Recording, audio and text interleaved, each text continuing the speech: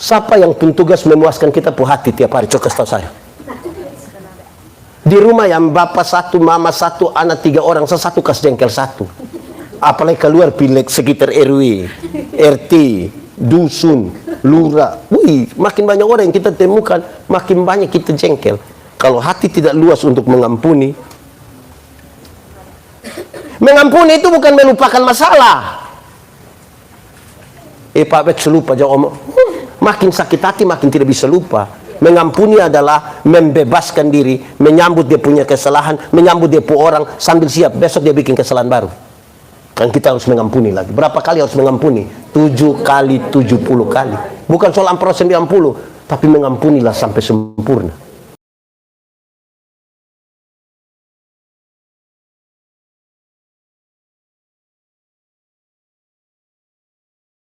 Tuhan Allah, tibalah saatnya kami belajar dari firman Tuhan.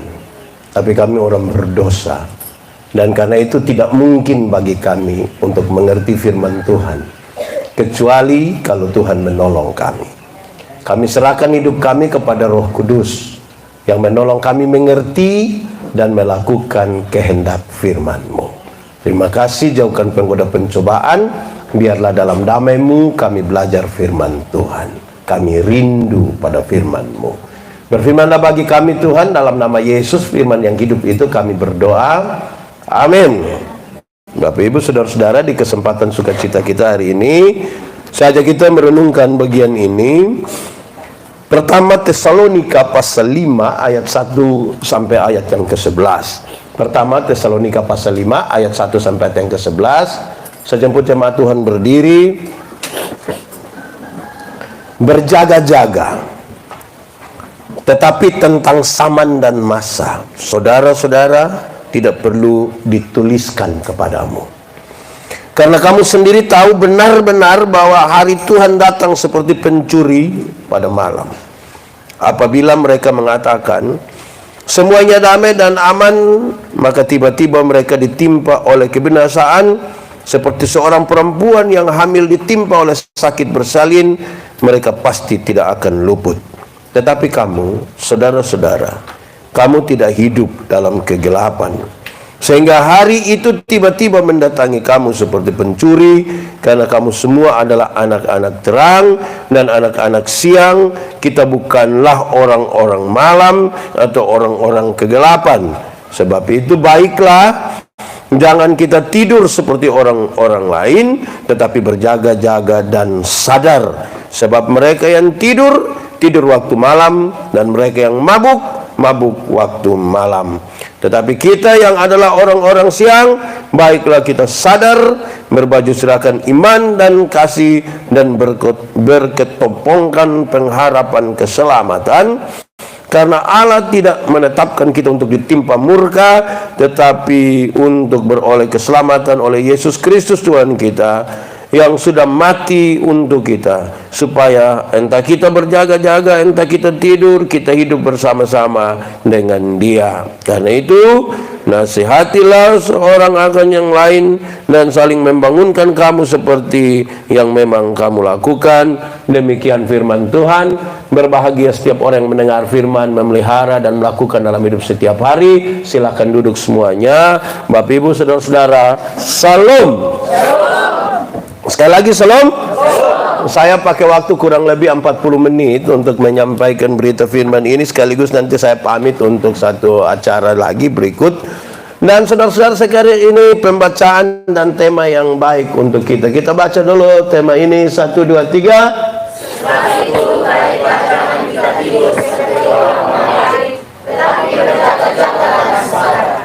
Saudara-saudara, ada satu pertanyaan yang paling penting orang suka tanya, tapi saya merasa itu tidak penting.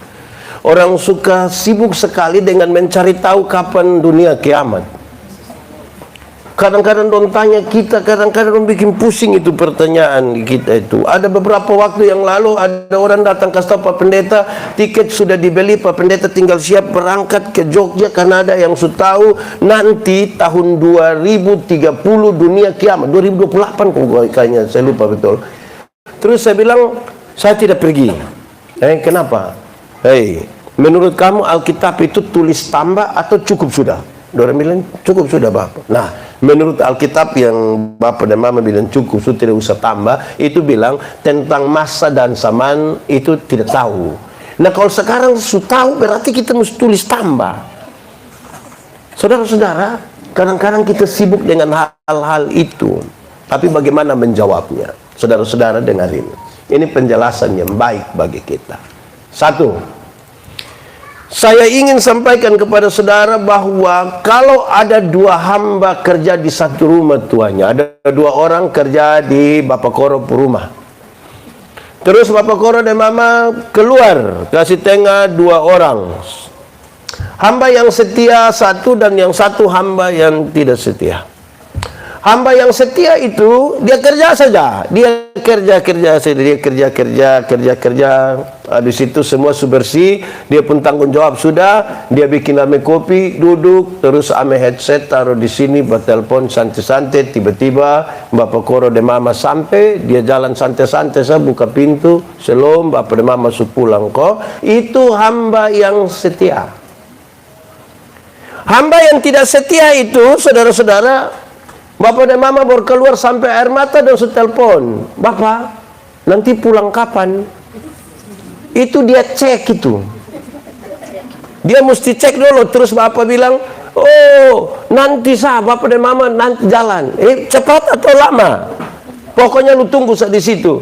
Saudara, hamba yang tidak setia itu pas Bapak dan Mama belum keluar, baru di oto dong WA bilang, sedikit lagi. Tunggu sedikit lagi. Bab tua dan mam tua jalan, dia panggil orang datang dong cerita santai-santai, tidak kerja, pokoknya gaya minta ampun, nonton film di situ. Tiba-tiba Bapak dan Mama sampai. Menurut saudara itu orang di dalam dia sugila kok tidak?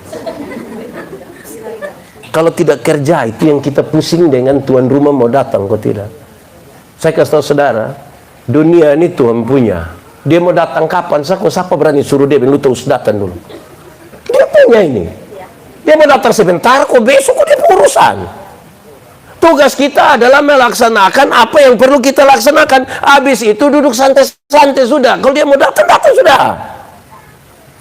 Biasanya yang tidak kerja itu yang pusing. Kok cek bilang, kapan lu? Wih, tak juga tua sampai otomatis sudah ini. Jadilah hamba yang setia. Nanti itu hamba yang setia, Tuhan yang datang bilang begini, sudah cukup, sudah masuklah dalam kebahagiaan Tuhanmu. Masuk sudah. Kita ini tidak kerja, mah kita sibuk cari tahu dengan ini. Kapan Tuhan datang, situ kita pikas takut semua orang. Jadi orang tidak tidur itu bukan karena berjaga-jaga, karena ketakutan. Kamu tidak bertobat nanti kaki tangan dong patah buang semua. Ini orang takut, kui potong tidur, kui ini rumah jatuh potong kaki tangan. Kerjakan saja yang perlu potong kerjakan. Ada amin. Saudara-saudara, dia bilang begini.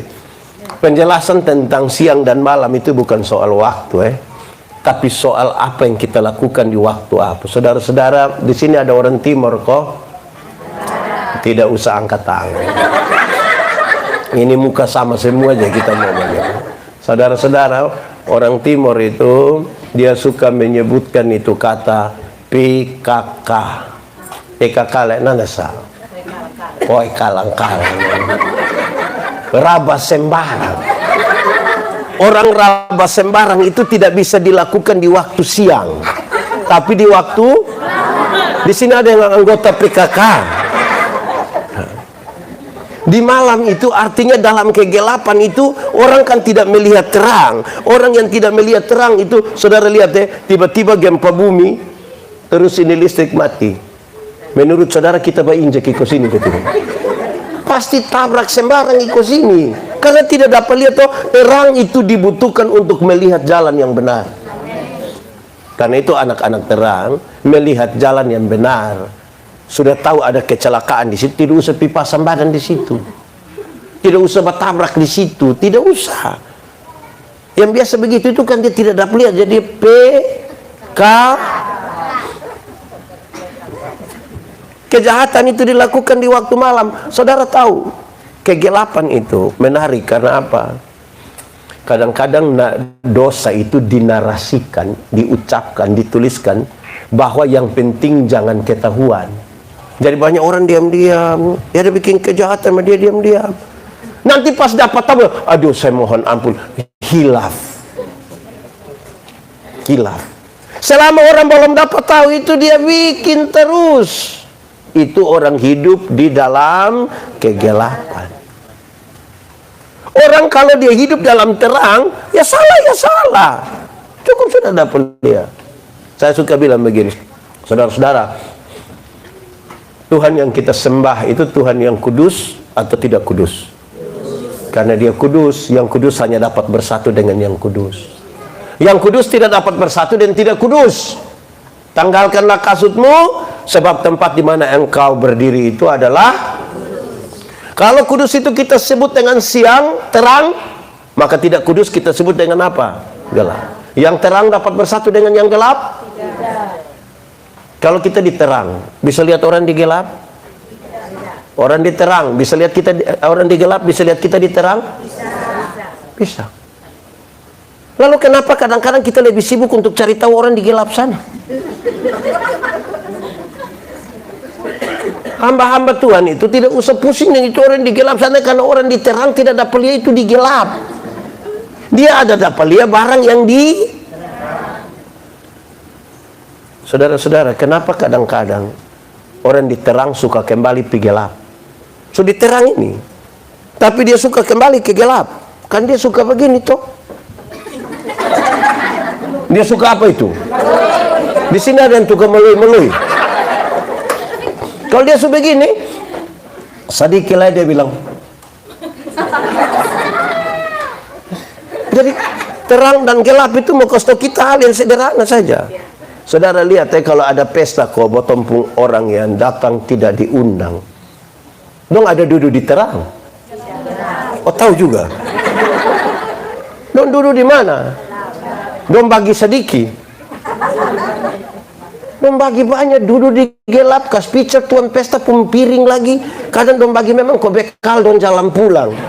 As baru kita pusingin ada pinjam orang pempiring lagi baru mau tekos kembali. Di gelap itu kejahatan terlalu banyak. Ini gelap itu.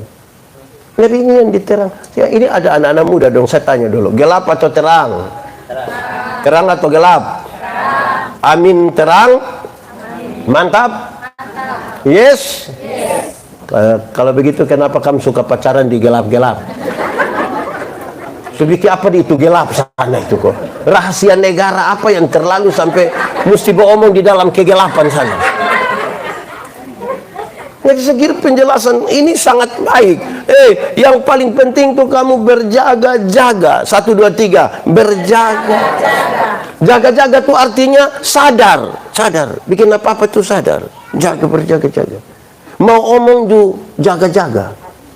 Hati-hati. Hati-hati. Hati-hati. Omong tuh hati-hati teh. Bikin apa-apa hati-hati teh. Sekarang ini semua. Jadi hati-hati. Berjaga-jaga. Itu penting bagi kita. Saya tidak mau berlama-lama di sini. Saya ingin untuk lalu kita mau buat apa sekarang? Karena kita sudah tahu bahwa hamba yang baik tinggal melaksanakan tanggung jawabnya saja. Nanti dia pun Tuhan mau datang kapan? Contoh, saya tanya, kalau ada orang tinggal di Bapakoro Puruma, dia tinggal sebagai anak yang biasa tinggal di sini. Terus ini kan bapak dan mama Puruma toh? Terus bapak koro keluar pimana kode mama. Menurut saudara, ini anak bisa terlarang bapak koro pulang ku tidak? Kan bapak koro rumah. Dia mau pulang kapan kok dia rumah. Lalu kita yang kerja asa di dia kita terlalu apa kok bilang bapak jam pulang do bapak jam pulang do tidak bisa. Kok dia rumah dia mau pulang apa? Ya saudara tidak usah takut. Tuhan Yesus mau datang kapan pun tidak usah takut. Kok dia mau datang situ? Mau sudah dia datang? Woi, saya lihat saudara keberat ini. Tuhan Yesus mau datangnya dia mau datang kapan pun. Kok dia pun mau? Tugas kita adalah karena tadi mesti berjaga-jaga, jangan tidur, sadar, berhati-hati. Maka yang harus kita lakukan, saya berefleksi dari bagian ini. Mari kita buka bersama-sama surat pertama Petrus. Pertama Petrus pasal 4 ayat 7 sampai ayat yang ke-11. Saudara dengar, saya baca buat kita. Kesudahan segala sesuatu sudah dekat. Karena ini segala sesuatu sudah dekat, maka karena itu kuasailah dirimu dan jadilah tenang supaya kamu dapat berdoa. Itu ayat 7. Jadi yang dimaksud dengan berjaga-jaga itu bukan mete.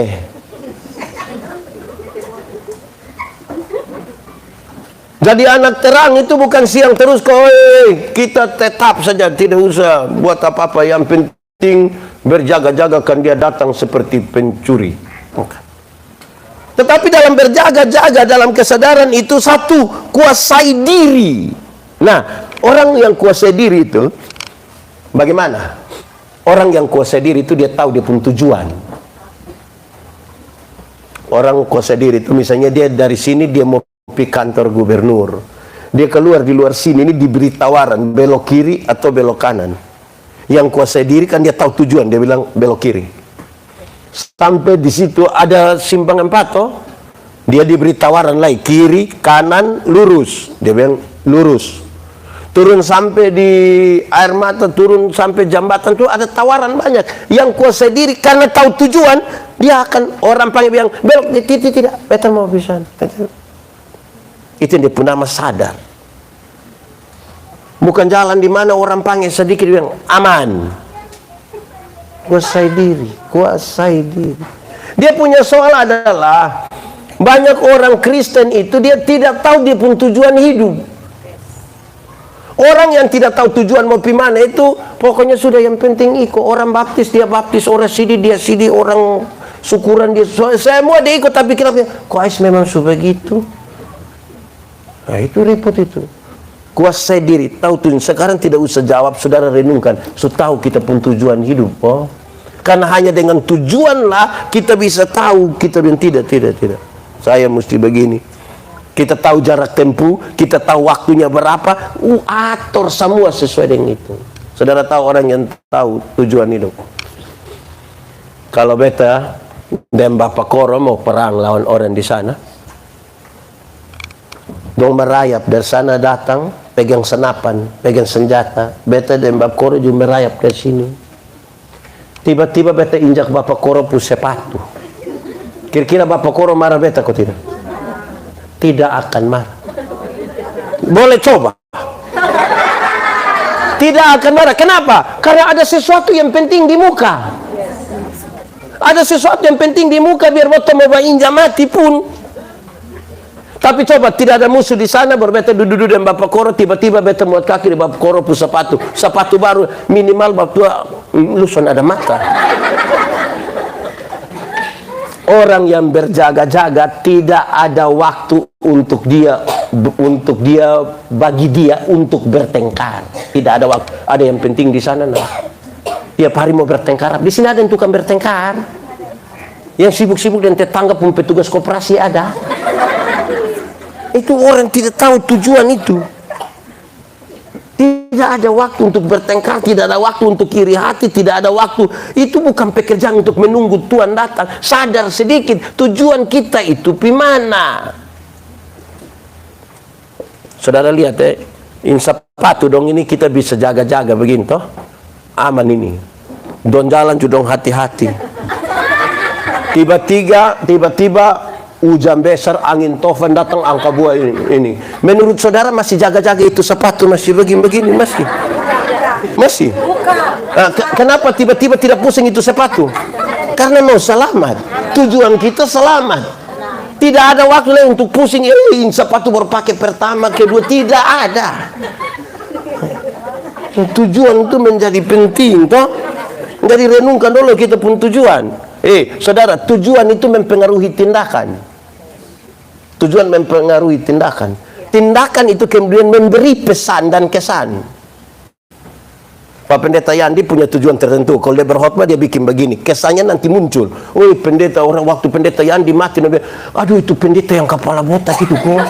Oh yang kalau dia khotbah potong ketawa kok. Oh gitu. Kalau ada orang macam Om Asir begini, satu-satu orang bilang, oh itu orang terlalu baik. Dulu waktu dia kalau menyiar itu, atau dia MC, oh dia pun kata-kata, Bapak tua rapi sekali, kesan kan?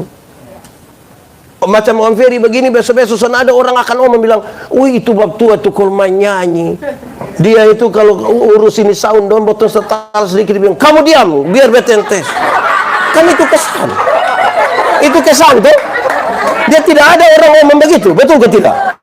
Nah, saudara tahu, kalau yang pesta tujuan bungkus makanan, misalnya dia tujuan bungkus makanan, saudara bisa tahu dia pun cara bertindak toh? Pasti dia pun cara pitu begini. Dia persiapkan apa coba? Tujuan mempengaruhi tindakan toh? Sampai sana dia mulai merapat. Ya, tujuan itu. Saudara tahu waktu dia mati, orang bilang apa? Orang tanya bilang, kasihan mam tua sumati rumah tangga. Yang mana? Yang itu. Yang itu yang mana? Yang biasa bungkus-bungkus. Kan orang tahu. Jadi tujuan mempengaruhi tindakan. Terus dia memberi kesan pada orang. Betul toh? Gitu. Dari periksa bottom pun tujuan. Periksa bottom pun tujuan. Orang bisa pergi gereja. Masa paruh pergi gereja itu kan tujuannya hanya mau kasih tunjuk dia pun baju baru toh. Pas hari pasar kok dia pilih ame baju merah satu, rok kuning satu, sandal hijau satu ini yang mau pakai di mana? Pakai di gereja semua sudah baru dia sengaja.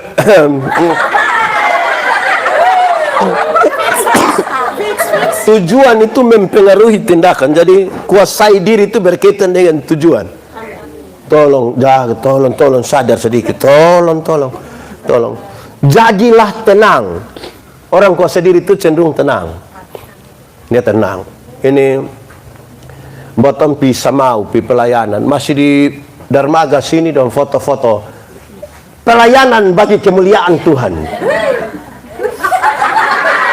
Semau aku datang. Itu masih di bottom pi masuk mulai dari perahu sampai tengah gelombang besar datang. Semua tangan suka bakaku begini.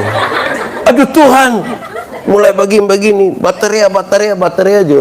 Ada anak satu, anak alor di belakang, dia lihat sendon, dia bilang begini. Jadi kamu berteriak, kamu mau lompat? Kamu lompat semua juga tidak mempengaruhi ini gelombang. Saya suka itu kalimat untuk mengatakan bahwa masalah di sekitar itu ada. Tapi bagaimana orang ada di tengah masalah itu butuh ketenangan. Tenang. Kita ini yang sedikit-sedikit batas sibuk. Orang lain yang beli kulkas dia yang kedinginan. Lama-lama dia beku dengan orang lain. Tenang. Supaya apa? Supaya kamu dapat berdoa. Kalau kamu tidak tenang, tidak usah berdoa. Kalau tidak sementara kuasa diri dan tenang tidak usah berdoa. Orang kalau tidak tenang itu dia kepingin berdoa kok langsung tahu. Mama doa kok tahu memang kira-kira pun jodoh tuh dan sebentar datang dia pakai baju apa mama omong. Dia mau tahu itu firman kan dia sak mama kok mesti cepat-cepat. Nah kalau Tuhan bilang tidak dapat lihat mau apa? Kuasai diri jadi tenang baru berdoa. Sebab orang tidak tenang baru berdoa, dia akan berdoa untuk mencari apa yang dia mau, bukan mencari apa yang Tuhan mau. Ingat, kita orang-orang sadar. Orang sadar itu yang kuasai diri. Kalau kamu terlalu senang, tolong kuasai diri. Ada banyak yang terlalu senang, bikin pesta, ribut-ribut, tidak kuasai diri, sebentar masalah. Kalau saudara ada susah sekarang, kuasai diri. Jangan pilih lilibah. Karena semua orang juga ada susah juga. Tapi kalau bayangkan kalau semua orang yang susah pilih liba, dia kerja proyek apa di dunia? Jadi kuasai diri, jadi tenang supaya dapat berdoa. Baca ayat 8. Ayat 8 kita baca 1, 2, 3. Tetapi yang terutama Kasihilah sungguh-sungguh seorang akan yang lain, sebab kasih menutupi banyak sekali dosa. Anak terang yang sadar tuh dia tahu itu. Mengasihi.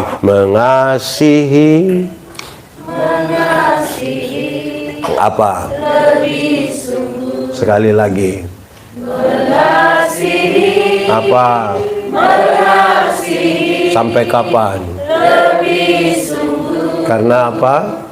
Tuhan lebih dulu mengasihi kepadaku. Karena itu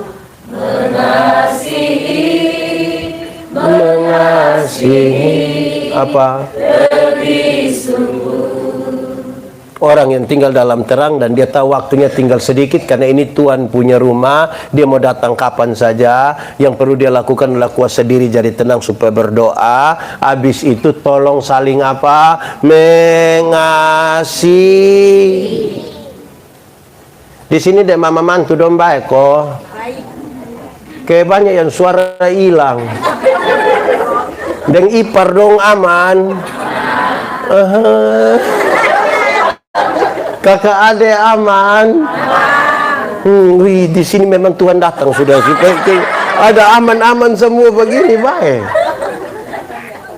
Ini ayat ini bagus untuk kasih tahu bahwa apapun yang kita lakukan, tapi kalau tidak ada kasih tidak berarti. Saudara buka cepat-cepat. Pertama Korintus 13 ayat 1 sampai 4. Cepat. Sudah? Baca 1, 2, 3. Sekalipun aku dapat berkata-kata dengan semua bahasa manusia, bahasa malaikat, tapi aku cukup. Jadi saudara biar tahu semua bahasa roh, bahasa timur, bahasa sabu, bahasa Inggris, bahasa Jepang, semua saudara paling tahu. Tapi kalau kasih tidak ada, kamu hanya seperti gong. Titu.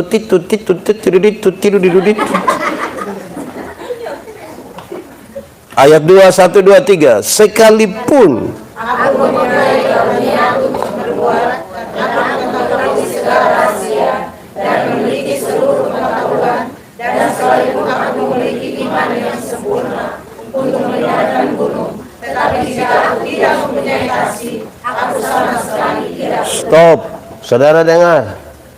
Sekalipun dia omong bilang besok itu pohon akan tercabut, itu terjadi. Sekalipun orang pun pintar itu, dia hafal semua Alkitab, titik koma semua dia tahu. Dia punya iman sempurna dan dapat memindahkan gunung ke laut. Tapi kalau kasih tidak ada padamu, engkau seperti sonegong lagi. Apa? Engkau tidak berguna. Tidak ada guna. Nah kalau kita tidak ada guna, biasa kalau tidak barang yang tidak ada guna taruh di. Oh ya. Bayangkan, supintar lai bisa bernubuat lai, terus ini apa lai di situ? Bisa memindahkan gunung. Ini gunung naik sini dia ke pindah di sebelah sana. Kalau kasih tidak ada, kita tidak ada guna. Baca satu terakhir. Sekalipun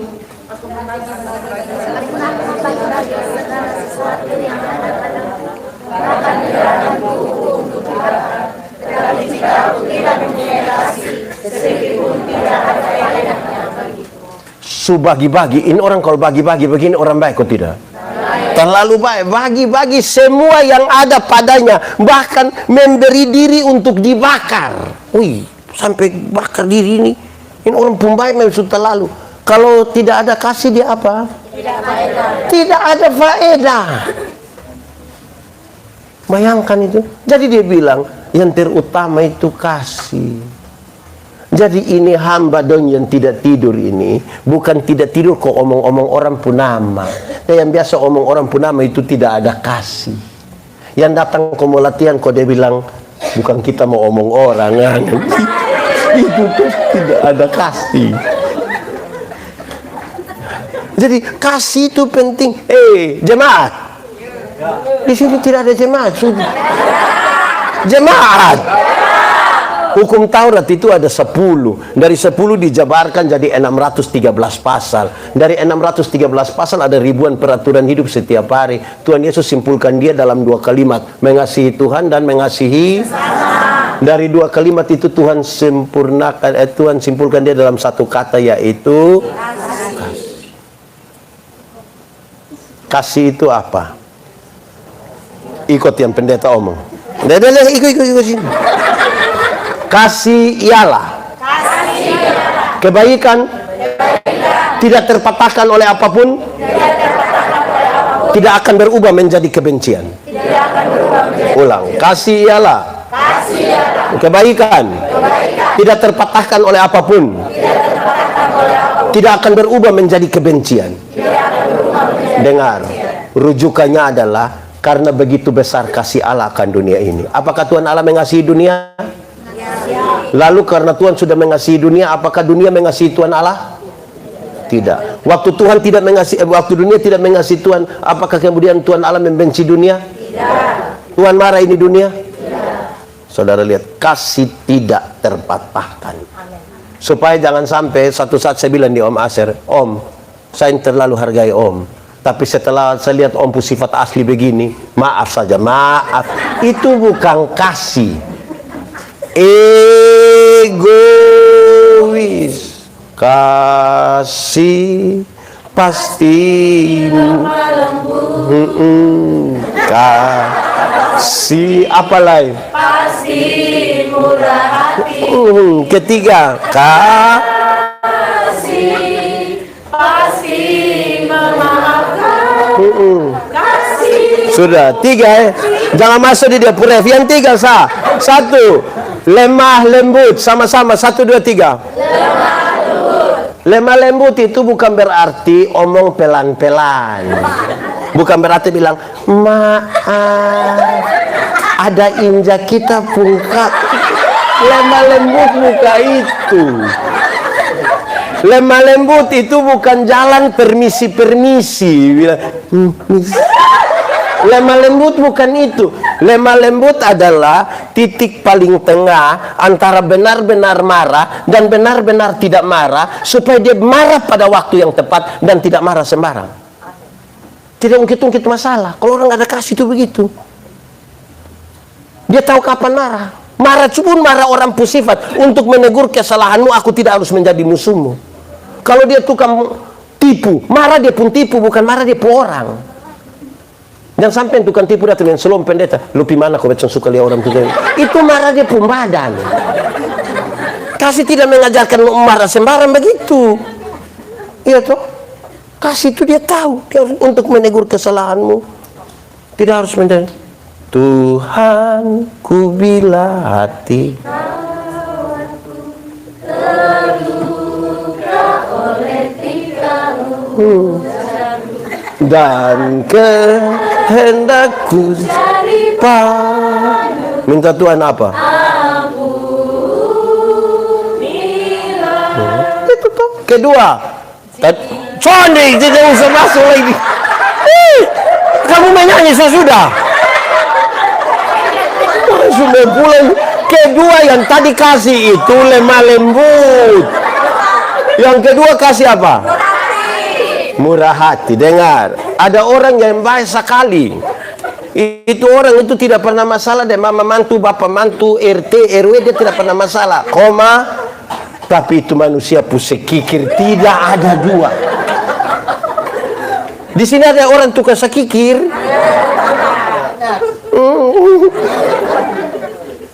Jadi berjaga-jaga itu salah satu isinya, jangan sekikir.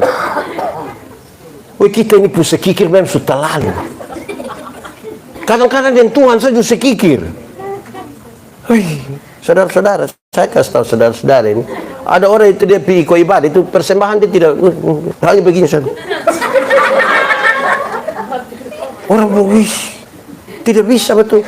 Saya bicara di Kota Mubagu, ditulis-tulis, saya bilang, hei teman-teman, jemaat-jemaat, lihat kan pendeta-pendeta ini. Jangan takut dengan pemeliharaan Tuhan. Kamu tidak akan miskin karena memberi. Kami pendeta ini hidup dari Tuhan melalui persembahan jemaat. Tapi kami ada. Lihat kalau persembahan itu dalam rupa uang.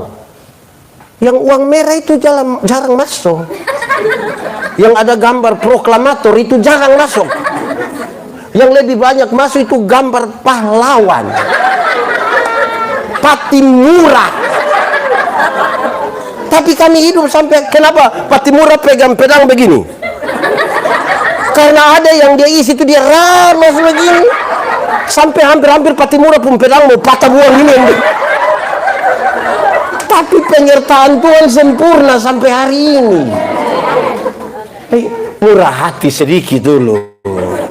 Murah hati itu kepekaan untuk menjadi bagian. Pokoknya semua dia hanya murah hati. Orang kalau ada kasih itu murah hati. Dalam kemurahan hati itu dia suka menolong, dia suka memberi. Masa kau kasih tidak suka menolong ya? Ketiga,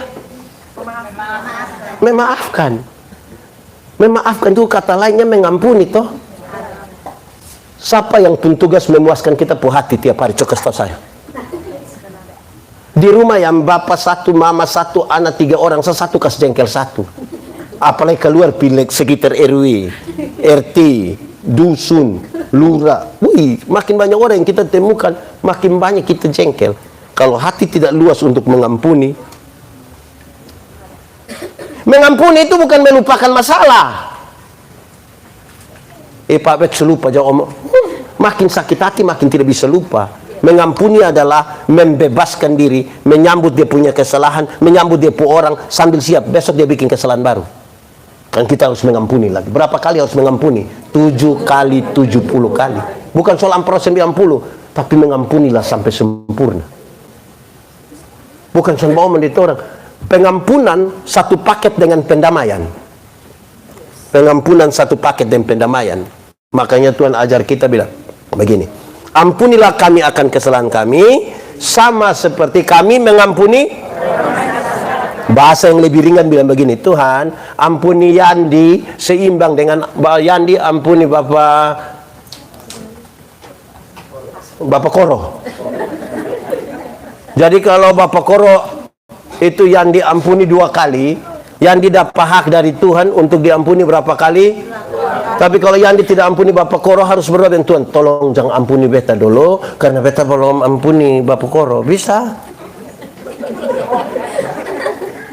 Kita ini diampuni mau, tapi tidak mau mengampuni. Nah, sekarang penjelasannya. Mengampuni satu paket yang pendamaian. Ada orang mau mengampuni tapi tidak mau berdamai. Yang mau mengampuni tapi tidak mau berdamai itu dia bilang begini, untuk marah beta son marah, untuk marah beta son marah. Kau mau marah bikin apa waktu tua-tua begini? Dia mau datang juga silahkan, rumah ada dia mau datang. Tapi untuk beta MP dia maaf. Pernah dengar itu kalimat? Atau sendiri omong? Nah itu dalam gelap, itu di gelap. Ada yang mau berdamai tapi tidak mau mengampuni. Orang yang tidak mau mengampuni tapi mau berdamai itu biasa itu anak kecilong. Ini anak kecilong kalau main kelereng kau bakalai, dia pun bapak datang hehe, damai.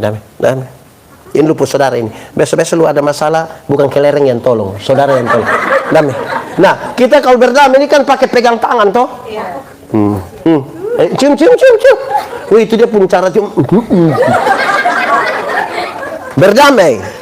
Tapi sebentar kita bilang, woi, sudah meo, dia bilang, siapa bilang? Berdamai, tapi tidak mengampuni. Nah, itu baru 3 itu. Kalau saudara baca terus yang pertama Korintus 13, ada 15 bagian. Nah, berjaga-jaga pun maksud itu, lakukan itu 15. Bukan hanya duduk menyanyi sampai pagi, ada marah dan tetangga tiap hari. Gitu Bayangkan kalau Tuhan datang dapat kita ada bajengkel dan tetangga. Kira-kira Tuhan bilang apa? Bilang, kan mana dan di sebelah. Mau jawab Tuhan bilang, kastengah dan di Pemangga dulu. Mau ngomong begitu. Tolong. Jadi saudara-saudara, lebih baik selesaikan dulu toh. Amin kok. Nah, itu ayat 8. Tapi ayat 8 harus baca hati-hati. Baca hati-hati ya, maksudnya begini. Tetapi yang terutama adalah kasihilah seorang akan yang lain, karena kasih menutupi banyak sekali dosa. Dia kalau kita baca cepat seolah-olah dia arti bilang ini kalau melakukan kasih itu dia akan tutup dosa satu. Tidak ada. Dosa tidak bisa ditutup oleh kita perbuatan. Dosa diampuni oleh Tuhan. Amin kok? Yang dia pemaksud bilang begini. Ada dua dia pemaksud. Satu, untuk pengampunan dosa ada kasih yang besar dari Allah. Akhirnya kita pun dosa ini ditutup oleh Tuhan. Kita dibenarkan karena Tuhan. Kan dia datang dia tidak mau temukan kita ada bakalai soal mangga toh. Nah, gitu. Jadi dia sudah ampuni kita. Kedua, semakin banyak waktu yang kita pakai untuk mengasihi, makin sedikit waktu untuk kita pakai melakukan dosa. Contoh, satu hari berapa jam? Kalau ada 18 jam kita melakukan kasih, maka dosa tinggal berapa jam? Jadi makin banyak kita melakukan kasih, makin sedikit waktu yang kita pakai untuk melakukan kejahatan. Ya toh? Ayat 9 baca 1, 2, 3. Berilah orang singgah kau mau tidur di rumah kasih. Lewat turun sini kau orang bilang tanta gonceng dulu turun di situ muat. Bukan senabi laki-laki pembaboy. Lebih baik tidak usah muat daripada omong-omong orang kita ini mulut terlalu ada tolong ada mengeluh. Ini orang berjaga-jaga model apa ini yang model begini dong. Jadi tolong berilah tumpangan dengan tidak. Kita ini apalagi kumpul keluarga ada banyak begini toh. Terus tiba-tiba yang ketok pintu, "Salam, Bab Koro, Mama." Tahu mau apa gitu. Dari jam bersungut-sungut, kita ini muka sungut-sungut terlalu banyak. Tapi kepingin jadi anak terang. Orang bersungut-sungut kalau muka terang, di muka terang sini kan jelek dia pemuka toh. Jadi suka digelapur.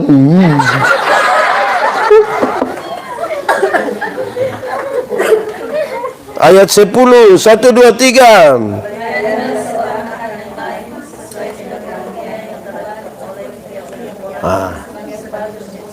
Oke, dengar. Tiap orang itu Tuhan suka kasih karunia. Tuhan suka kasih karunia. Karunia itu ada dua. Karunia motivasi, karunia manifestasi. Karunia motivasi itu macam ke khotbah, menyanyi, mengajar, mendampingi orang. Itu karunia motivasi. Karunia manifestasi itu misalnya menyembuhkan orang, bernubuat, bicara dalam bahasa roh, menerjemahkan bahasa roh. Itu semua statusnya sama, dipakai untuk pembangunan jemaat. Nasihatnya, karena waktunya sudah dekat, kamu berjaga-jaga, tolong lakukan pelayanan sesuai dengan karunia. Pendeta Yandi itu kan dia pun karunia khotbah saja. Tidak usah datang kok raba ini, raba itu. Tidak usah. Itu orang lain pun bagian. Ini alat ini jadi rusak kan semua tangan pidoran begini semua pidoran. Ini bikin rusak. Kita ini yang mau bikin tahu-tahu semua itu yang bikin rusak di dunia ini. Padahal Tuhan setiap nah, ini yang karunia menyanyi dong. Menyanyi saja, tidak usah urus lain. Ada yang dong tahu menyanyi mah di Peniel sana kok pendeta Arman, pendeta Diana bilang, ada paduan suara vokal grup? No. Tapi tiba-tiba bilang ketua majelis Node Gemit dan gubernur NTT akan beribadah bersama-sama di Gemit Niel Mantapen. Solo dia, duet dia, paduan suara dia, tari-tarian dia. Ini dia pun nama karunia makam puji. Itu orang hidup tidak sadar itu. Di Mantapen sini juga ada. Dia faham apa? Layanilah sesuai karunia toh. Ya pendeta ya ini kalau dia tidak tahu main gitar, tidak usah piraba kok kas rusak itu barang dong. Kadang-kadang penyanyi dong cuma marah-marah ini yang pemain, kamu main. Biar masing-masing orang dan dia punto. Ini yang anak-anak terang dong ini. Bukan ini soal gelap, malam tidur, tidak tidur, mete, tidak mete, bukan. Berjaga-jaga kalau soal mete, banyak kok yang tidak tidur sampai pagi. Mabok. Tidak usah. Ayat terakhir, baca 1, 2, 3. Ayat 11 itu, aduh. 1, 2, 3. Bukan itu. Ayat 11, 1, 2, 3. Jika ada orang, baiklah. Jika ada orang yang melayani, supaya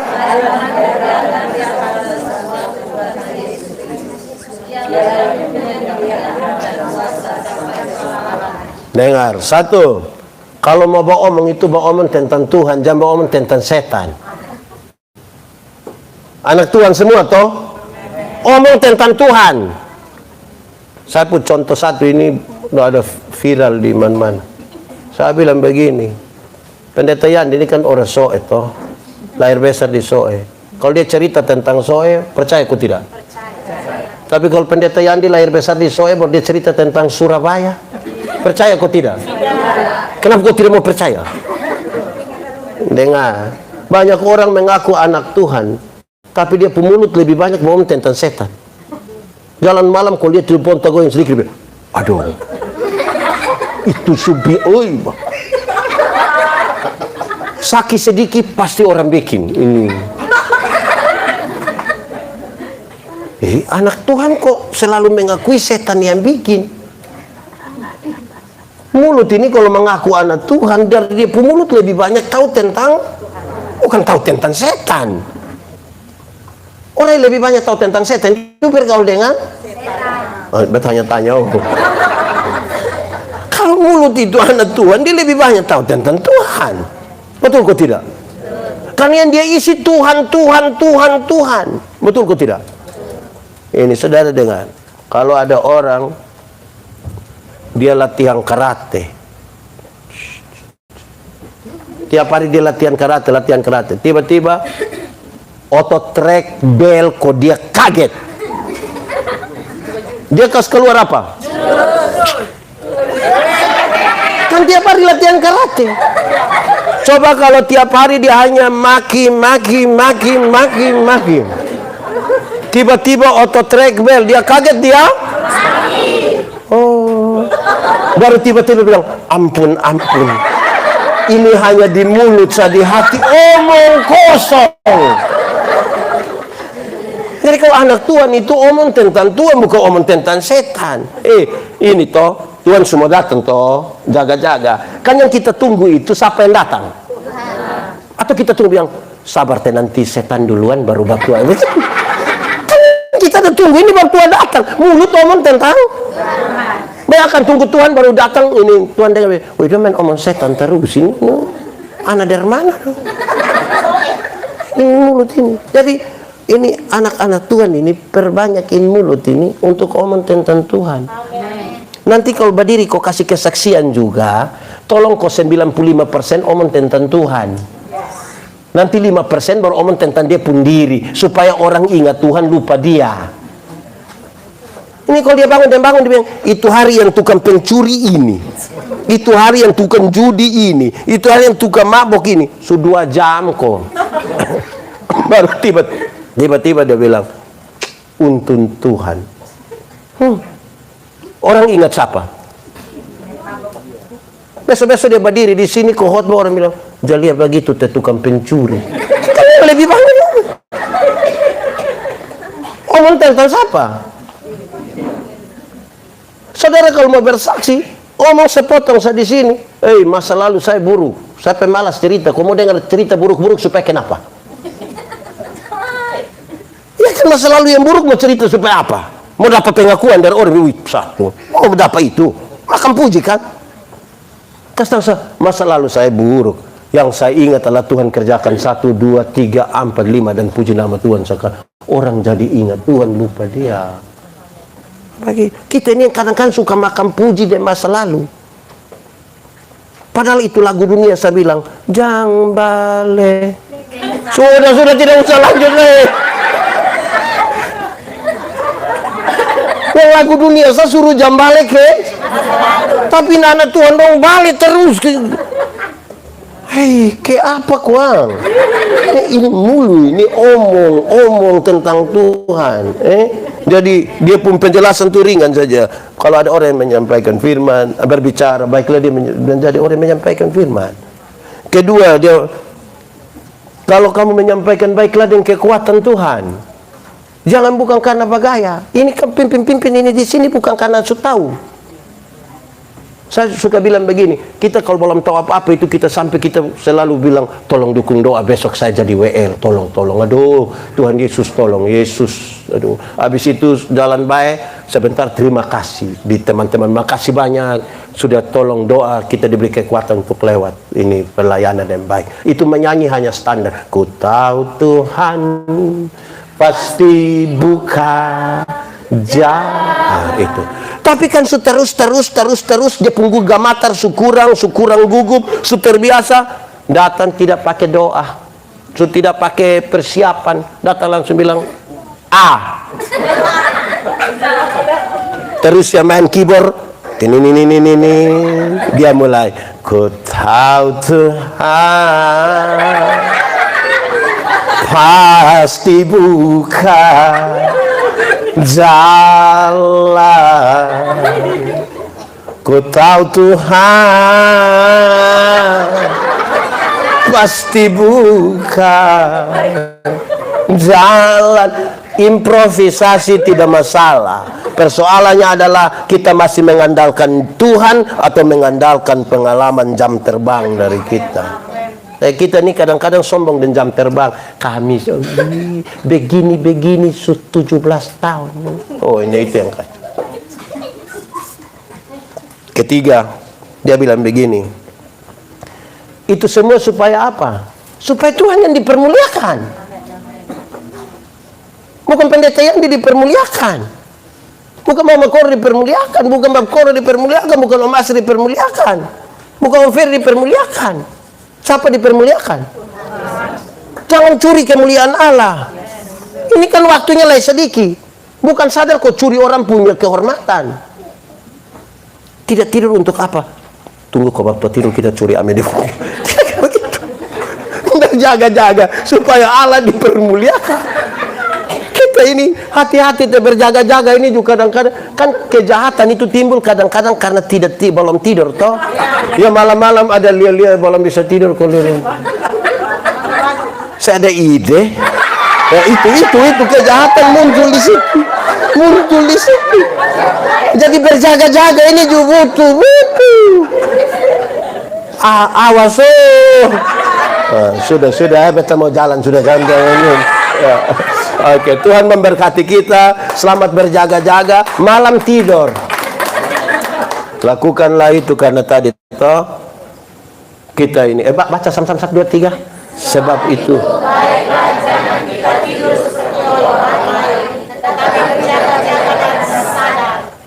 Jangan tidur kok tidak sadar yang tadi itu 3 hal, 4 hal, 5 hal yang ada omong itu toh. Lakukanlah itu karena tak lama Tuhan datanglah, bersiap dirimu. Stop. Sudah langsung diref 3, 4. Hendaklah engkau jaga-jagalah, sedia lampu dengan minyaknya. Karena apa?